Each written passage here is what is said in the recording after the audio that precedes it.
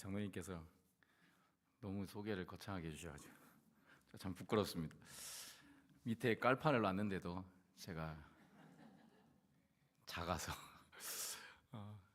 참 부족한 사람을 또 제가 존경하는 또 저의 또 선배님이신데 문성지 목사님께서 또 기꺼이 이 귀한 또 말씀을 전하는 자리에 저를 불러주시고 또 사모함으로 이곳에 예배하는 우리 모든 성도들에게 진심으로 감사드리고 부족한 종에게 말씀을 전할 또 기회와 은혜를 주신 하나님께 감사를 드립니다. 여러분, 저는 하만의 칠북에서 왔는데요. 우리 칠북교회, 근데 칠북교회가 참 어려운 것 같아요. 우리가 이제 지금 한참 우리 오전 예배에 팔복을 강의하고 있는데 팔복의 영향 때문에 제가 칠북교회, 그럼 많은 분들이 칠복교회 이렇게 생각해요. 그래가지고 저희 교회 한 7년 아니 5년을 이렇게 후원하신 어떤 목사님께서 한날은 저에게 문자를 보내셨어요. 그래서 목사님 그래 수고 많습니다 하고 쭉 문자를 보내고 맨 마지막에 목사님과 성도들에게 격려하면서 이렇게 쓴 거예요. 목사님, 하나님이 늘 함께 하십니다. 또 열매가 또 쉽게 보이지 않아도 낙심하지 마세요 하고 맨 마지막에 칠복교회 성도들에게 5년을 섬겼는데 칠복교회라고 하시더라고요. 제가 하나씩 그런가 하면 재작년에 우리 교인들과 함께 여름에 저 지리산에 가면 청강원이라고 있습니다. 산청에 그 뭡니까? 그 허균 뭐 이런 거 있잖아요. 그래서 하여튼 항노화 그 협회에서 이렇게 회장직도 하고 하신 이제 원장님께서 이 청강원이라는 것을 이렇게 운영하시는데 우리 교인들과 함께 거기 가서 건강 체크도 하고 또 청강원을 산책도 하면서 원장님과 참 많은 이야기를 나눴어요. 오후 시간 한 4-5시간을 같이 하면서 우리 칠북교회에 대한 이야기도 나누고 한참 이야기를 나눴습니다. 그런데 이제 작년에 원장님께서 이 청강원 홈페이지 안에 우리 교회 방문한 소식을 쭉 적어놨어요. 근데 적어놓으면서 이렇게 적어놨어요. 칠곡교회 지정근 목사님. 그 많은 분들이 저희 교회가 칠북인데 칠곡, 칠복. 그래서 제가 항상 얘기합니다. 칠북입니다. 북한할 때 북.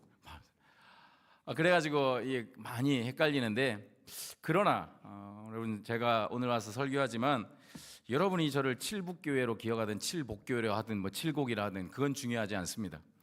오늘 설교한 저 작은 목사가 누군지 뭐 기억 안 해도 괜찮습니다. 그러나 하나님이 주시는 말씀이 여러분의 머리에 기억되고 가슴에 새겨져서는 올 한해 하나님의 교회를 위해 헌신하는 모든 사역을 이루어갈 때에 그 말씀이 여러분에게 위로가 되고 능력이 되는 복된 역사가 날마다 있기를 주님의 이름으로 축복을 드립니다. 여러분, 예수님이 나시기 한 200년쯤에 로마를 멸망 직전까지 몰고 간 카르타고의 아주 유명한 장군이 있습니다. 여러분들 대부분 다 아실 텐데 이 한니발이라고 하는 장군인데요. 이 한니발이 무려 1600km가 넘는 이 알프스 산맥을 넘어서 로마를 공격하고 거의 로마를 멸망시키기 직전까지 가도록 만들었습니다. 그렇게 될 수 있었던 것은 알프스 산맥이 너무 험하고 또 위험했기 때문에 모든 나라들이 이 알프스 산맥을 넘어서 이 로마를 공격하는 일이 없었습니다. 그 알프스 산맥의 그 웅장함 앞에서 모든 나라의 군사들은 다 포기하고 돌아갔습니다. 그런데 이 한니발이 이 자기 병사들에게 한 아주 유명한 그 말이 있죠. 길을 찾을 수 없으면 길을 만들어라. 이런 말을 하면서 이 알프스 산맥을 넘어가기 위해서 이 한니발이 코끼리 부대를 동원해서 1600km가 넘는 이 알프스 산맥을 넘어서는 로마를 공격했습니다. 로마는 절대로 어느 나라 어느 군사들도 이 알프스 산맥을 넘어올 것이라 생각하지 않았기 때문에 그쪽을 대비하고 있지 않다가 이 스크피오라고 하는 이 장군이 이 한니발이 이끄는 코끼리 부대 그리고 이 카르타고의 군대에게 아주 심각하게 패배했습니다. 그런데 그런 패배를 바라보는 그의 아들 스키피오 2세가 그 병사들을 다시 정비하고 다시 전열을 갖추어서는 결국 한니발의 공격을 막아내고 로마를 구했습니다. 근데 그때 스키피오 이 장군도 역시 자기 병사들에게 참 멋진 말을 하죠. 이렇게 말을 했습니다. 로마는 패했을 때 주눅들지 않고 이겼을 때 우쭐대지 않는다. 예전에 이 위대한 사람들은 참 말도 정말 멋있게 잘하는 것 같습니다. 길을 찾을 수 없으면 길을 만들어라. 그러니까 반대편에 있는 또 장군은 로마는 패배했을 때 좌절하지 않고 주눅들지 않고 이겼다고 우쭐대지 않는다.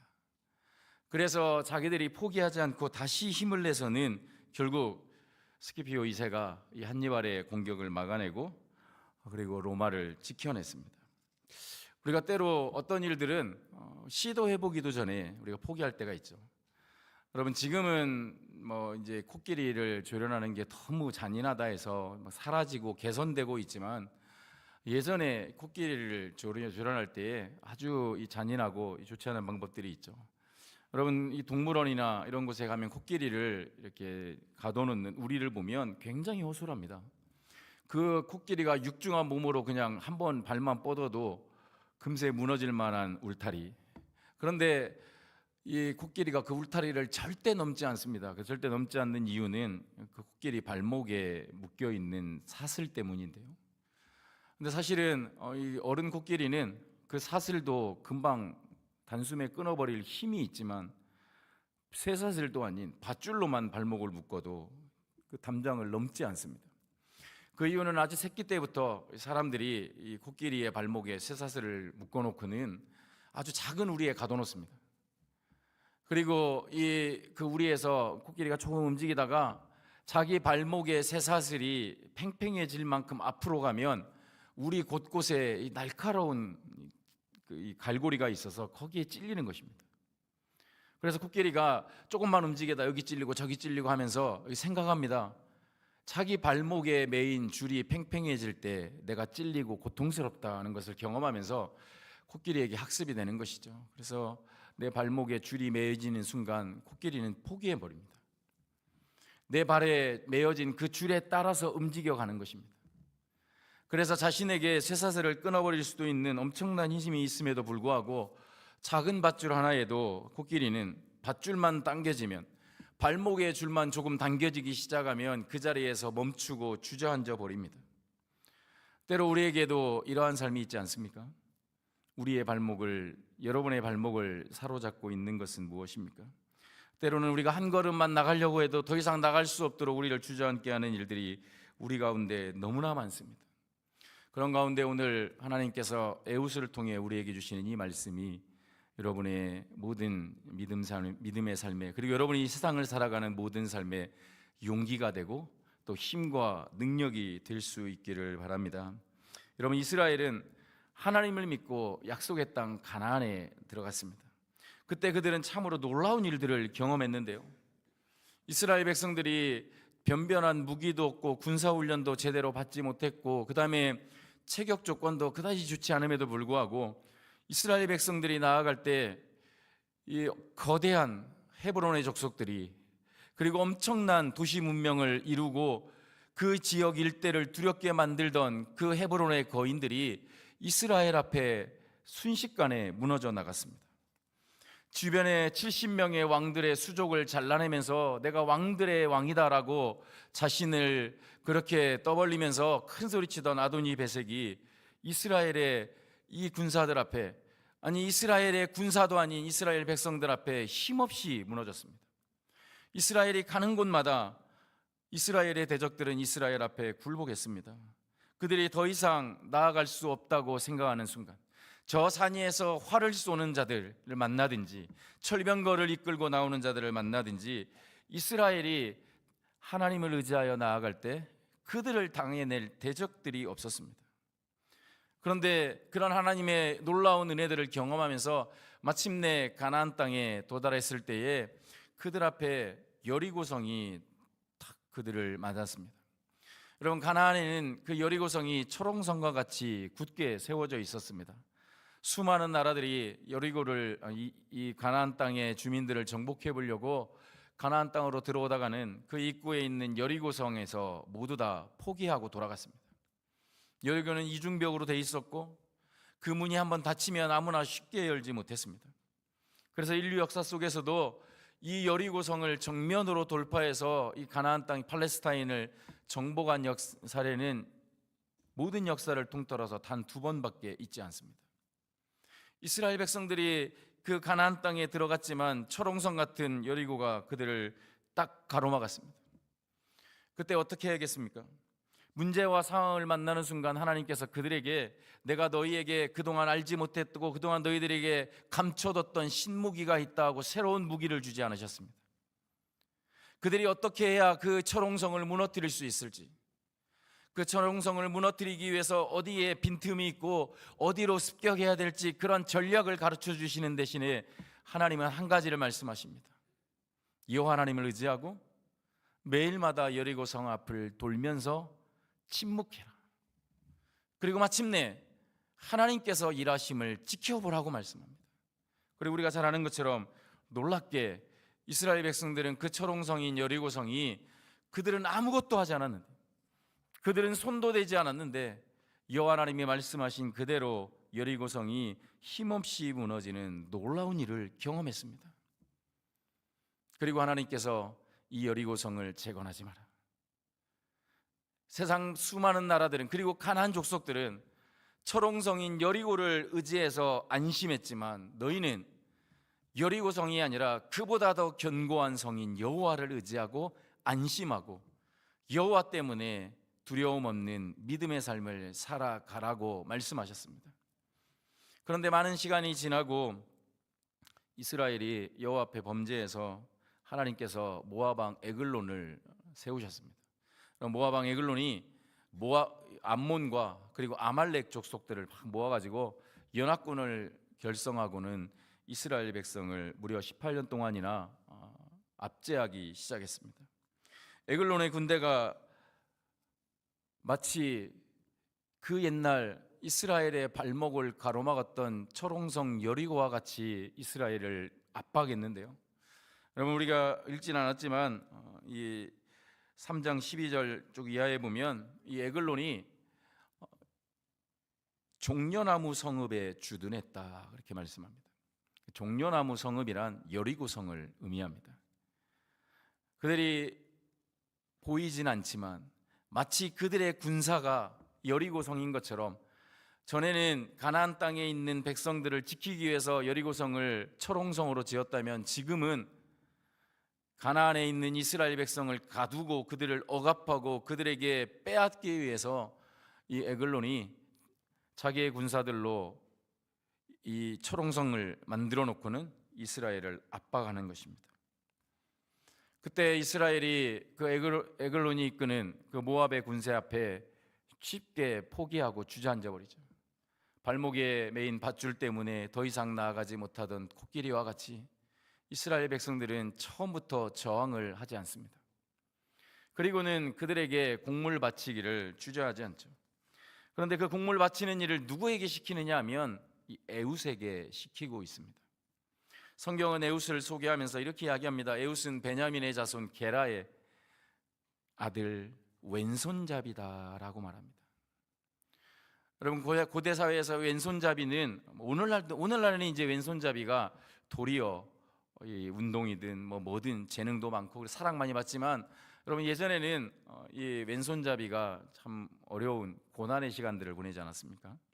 그래서 오른손은 바른 손.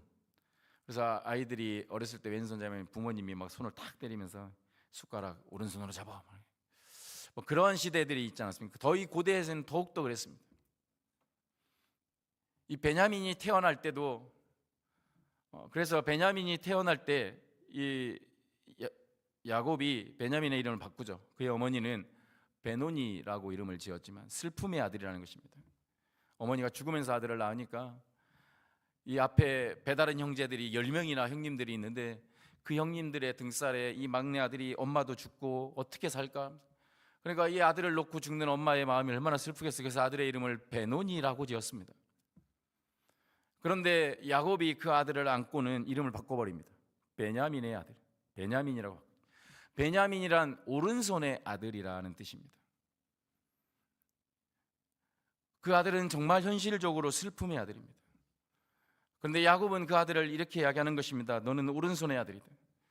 내가 낳은 12명의 아들 중에 제일 막내고 가장 작고 약하지만 너는 내 힘의 근원이고 너는 아버지가 오른손으로 붙들어 높이시는 하나님의 아들이다. 마치 이렇게 축복하는 것입니다. 그리고 놀랍게도 베냐민의 후손들에게는 왼손잡이들이 굉장히 많습니다. 오른손의 아들이라는 후손이 왼손잡이가 많아요. 그래서 같이 이렇게 이야기하는 것입니다. 우리가 사랑받고 모든 사람들 앞에서 능력 있게 행할 수 있는 것, 그것은 나로부터 말미암지 않는다. 내 이름을 오른손의 아들로 고쳐주신 아버지의 은혜가 있는 것처럼 우리는 왼손잡이지만 우리를 들어 쓰시는 하나님의 은혜가 우리 족속에게 있음을 그들은 늘 고백해야 했습니다. 그러나 현실은 그렇게 만만하지 않죠. 여러분, 에훗이 초반에 에글론에게 공물을 바치는 일을 합니다. 이 일이 쉬운 일은 아니겠죠. 우리를 압제하고 있는 압제의 왕에게 가서 머리를 조아리면서 공물을 바치고, 이러한 일들 누구에게 시키겠습니까?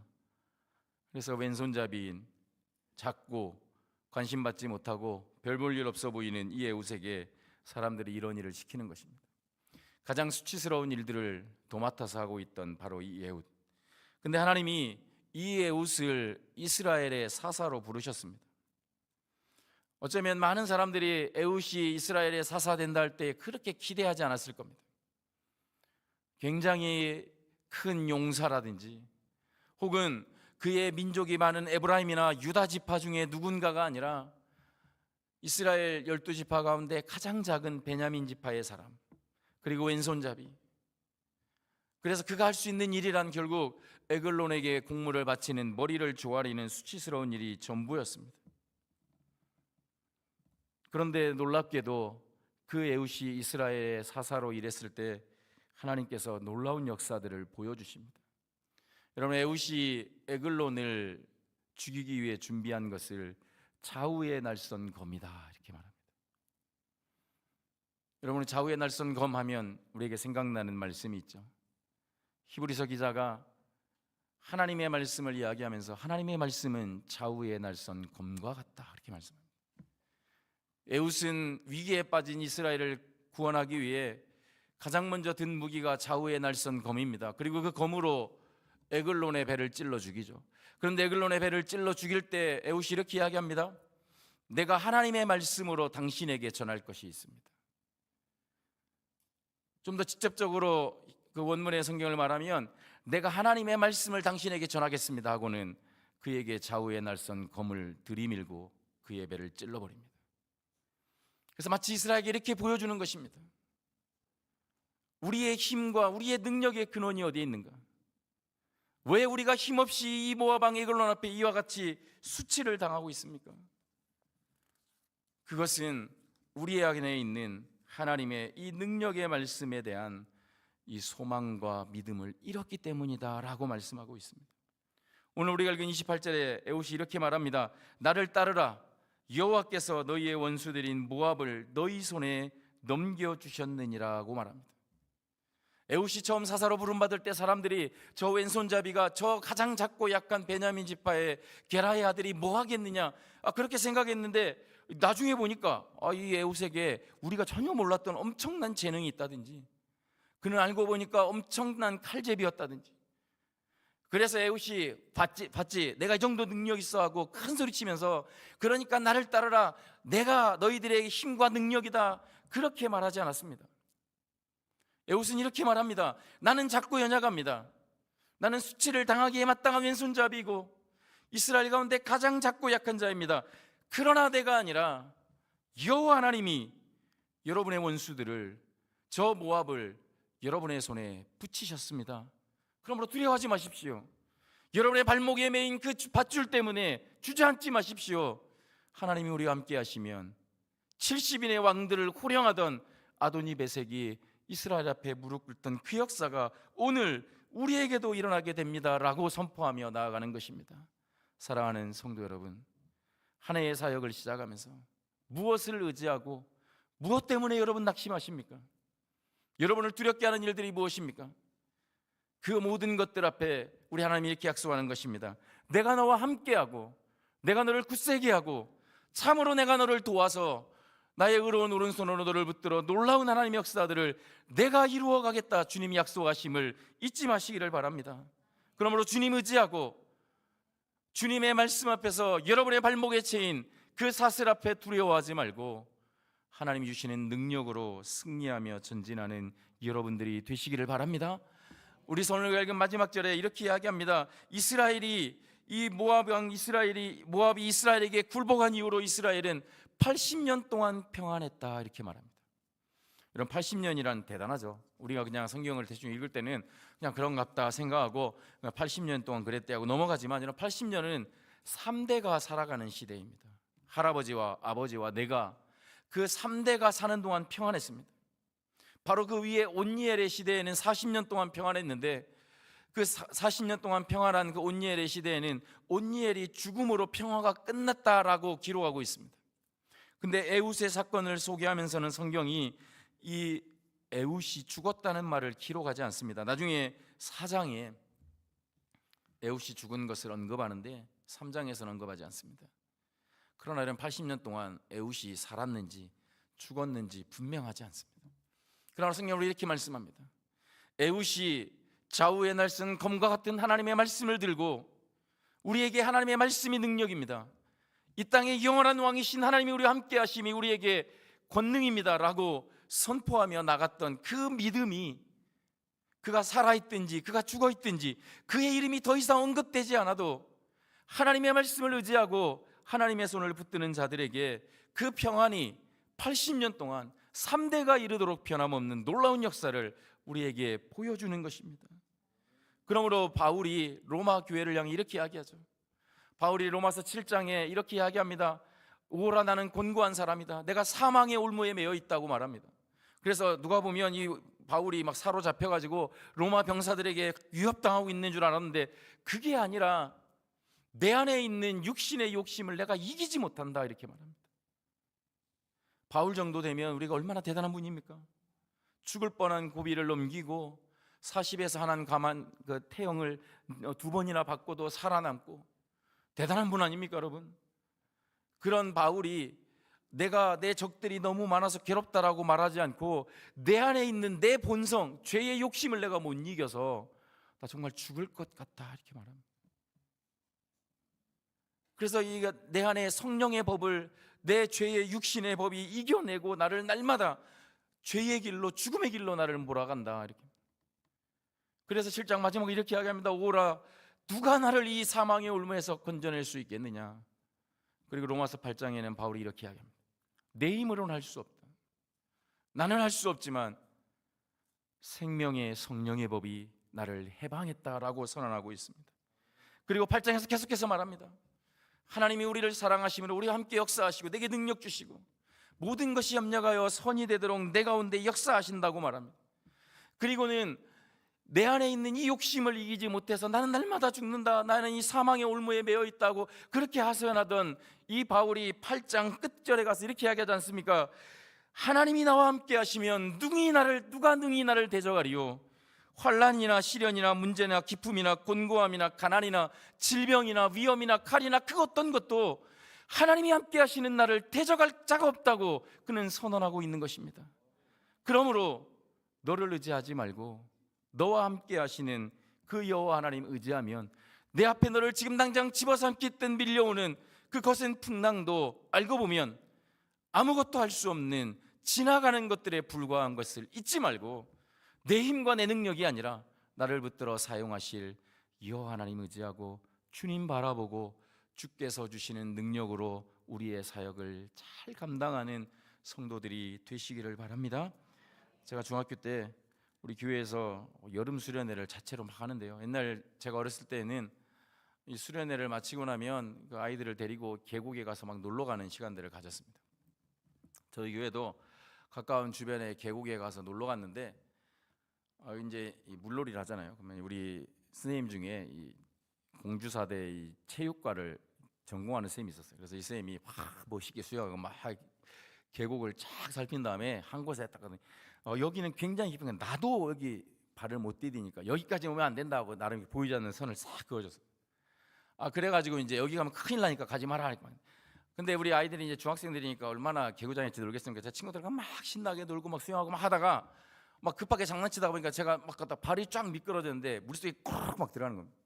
순간 물속에 꽉 들어가면서 이 스님의 말이 생각나는 거죠. 이곳은 굉장히 깊으니까 잘못되면 빠지면 못 나오니까 절대 오지 마라 이 말이. 그 순간 제가 내가 발을 헛딛고 가장 깊은 곳에 빠졌구나. 그럼 어떻게 되겠습니까? 제가 미친 듯이 막 허우적거리면서 살려주소, 살려주라고 막 이러고, 막 미친 듯이 허우적거리는데 그때 이 체육과 선생님이 멋지게 수영해서 제 앞에 딱 와가지고 제 귀에 대고 한마디 했습니다. 제가 30 몇 년이 지났는데 아직까지 잊혀지지 않는 한마디를 해서 뭐라고 하는지 아십니까? 이렇게 했어요. 얕은 물이다. 그래가지고 허우적거리다가 다리를 딱 뻗어보니까 여기까지밖에 안 오는 거예요. 이 지레 겁을 먹고 나는 이제 꼬르륵 들어가니까 죽었구나, 깊은 물에 빠졌구나 생각, 알고 보니까 허우적거릴 필요가 없고 부끄럽게 도와주세요 할 필요 없는 거였던 것입니다. 때로 우리를 짓누르고 우리를 위협하는 거센 세상의 풍랑이, 죄의 물결이 여러분을 집어삼킬 때도 오지만 주님은 이렇게 말씀하는 것입니다.